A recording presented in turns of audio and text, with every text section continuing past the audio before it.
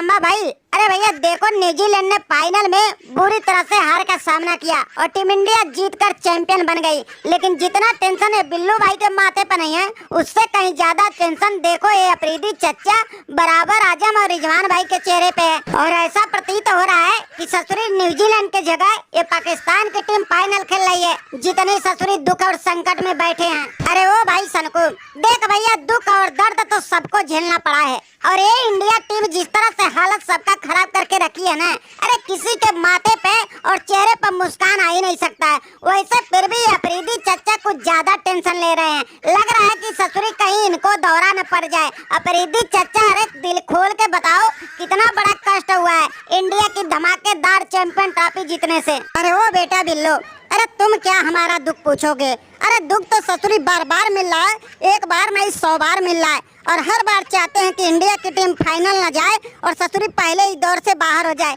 लेकिन उनकी जगह ससुरी हमारी पाकिस्तान की टीम ही बाहर हो जा रही है, और एक हमारे ये ससुरी रिजवान और ये बराबर आजम है।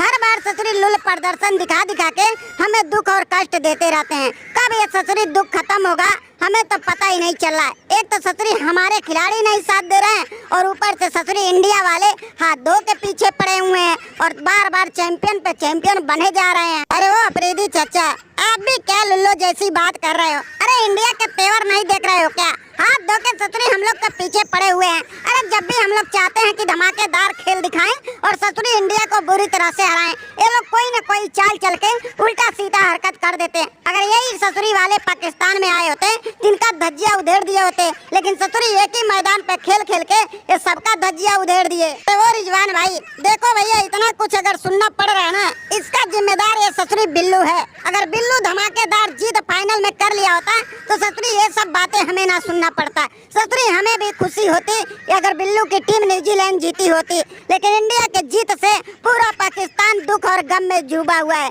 और पता नहीं ससुरी कब तक ये गम रहेगा। अरे वो बराबर आजम भाई, अरे तुमने बिल्कुल सही बोला। ससुरी अगर फाइनल में तुम्हारी पाकिस्तान की टीम होती तो मजा ही कुछ और अलग होता।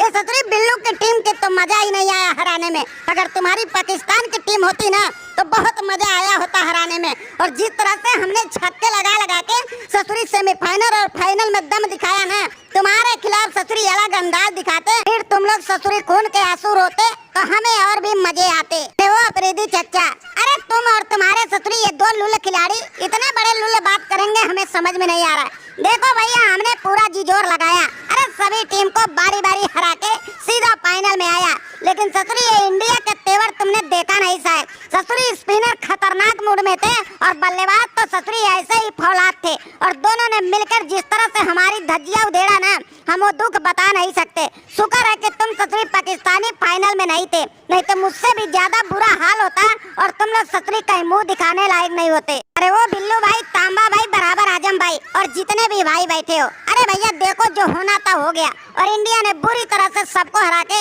चैंपियन ट्रॉफी का बादशाह बन गया। लेकिन भैया आपस में टकराने और लड़ने से कुछ नहीं होगा। अब आगे का सोचो कि ये टीम इंडिया का कौन सा इंतजाम करें कि इनका भी दुख मिले और बुरी तरह से आंसू बहाएं, क्योंकि 2023 के बाद इन लोग को जख्म नहीं मिला है, और जिसे पा रहे हैं उसे कूटे जा रहे हैं। अब तो कुछ हमें करना पड़ेगा और इनका धज्जिया उड़ाना ही पड़ेगा। अरे वो स्मिथ भाई, अरे भैया तुमने तो ससुरी डर के संन्यास ले लिया और बात कर रहे हो इंडिया से टकराने का। अरे किसकी हिम्मत है जो ससुरी इंडिया से जाके टकराएगा? ये लोग इतने खतरनाक हो चुके हैं कि ससुरी पहले ही तैयारी करके बैठे रहते हैं, और विरोधी टीम का क्या सोच है वो एक एक पकड़ के बैठे रहते हैं, और मौका पाते ही देखो कैसे कूट के बर्बाद कर देते हैं। अरे वो कोहली भाई, अरे भैया दुनिया भर के कप्तानों के अंदर जिस तरह से दहशत फैला है ना, देख के और सुन के ससुरी बहुत मजा आ रहा है। जिस दिन का हम लोग बेसब्री से इंतजार कर रहे थे वो दिन आखिर देखने को मिल ही रहा है। आजकल जिस तरह से कंगारू खून के आंसू रो रहे हैं ना, मजे ही कुछ अलग आ रहे हैं, क्योंकि यही लोग हैं कि नाक में दम करके रखा था,